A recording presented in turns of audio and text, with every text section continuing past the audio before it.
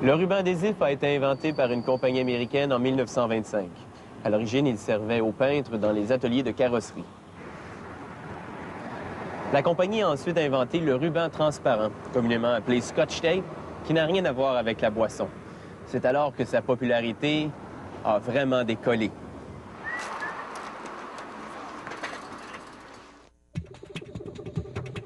Ces rouleaux de film plastique, qu'on appelle du polypropylène, vont être transformés en ruban d'emballage. Les rouleaux passent dans une débobineuse.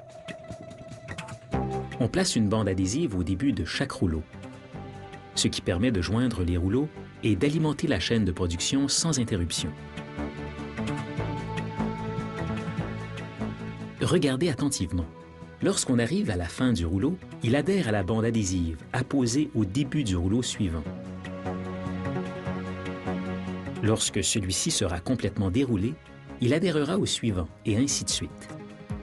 Grâce à un régleur de tension automatique, le film est tiré de manière uniforme et ne se déchire pas.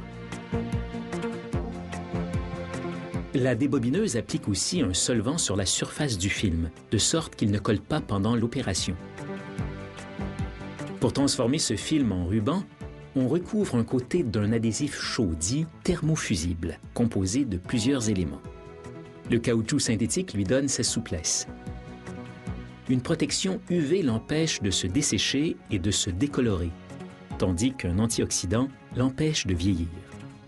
La résine synthétique le rend collant et l'huile de pigmentation lui donne sa couleur, dans ce cas-ci, Havane. Le ruban peut aussi être rouge, vert ou bleu. On verse l'adhésif thermofusible dans un bac à réserve préchauffé qui maintient le mélange à 200 degrés Celsius pour éviter qu'il ne durcisse. Le bac alimente l'encolleuse à l'aide d'une pompe. On élimine les résidus. On roule le film.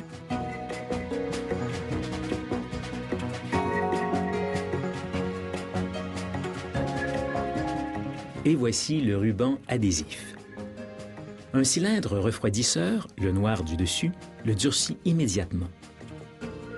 Un capteur informatisé vérifie l'uniformité de la couche d'adhésif et signale automatiquement à la pompe de rectifier la quantité au besoin.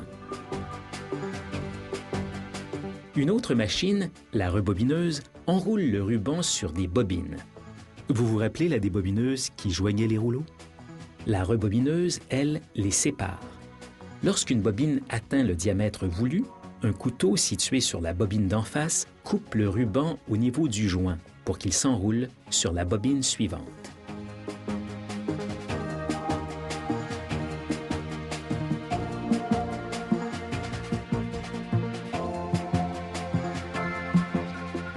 Il y a suffisamment de ruban sur une seule bobine pour parcourir 85 terrains de football.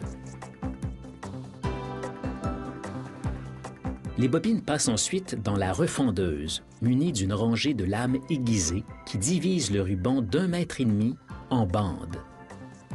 Le ruban d'emballage fait 48 mm de large. On découpe donc 31 bandes par bobine. Chaque bande est enroulée autour d'un tube de carton, puis scellée avec une languette.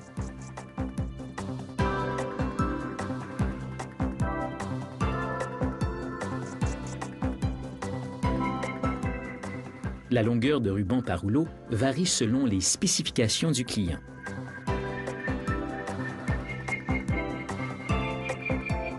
À mesure que la machine éjecte les rouleaux terminés,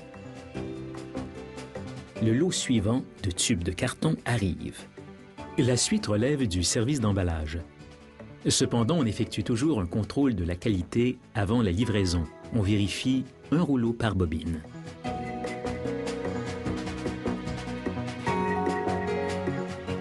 Un des tests consiste à faire rouler une bille d'acier sur le ruban à partir d'une structure en pente et à mesurer la distance qu'elle parcourt avant de coller et de s'immobiliser. Pour que le ruban passe le test, la bille doit adhérer à l'intérieur d'une certaine distance. La distance d'arrêt varie en fonction du type de ruban adhésif.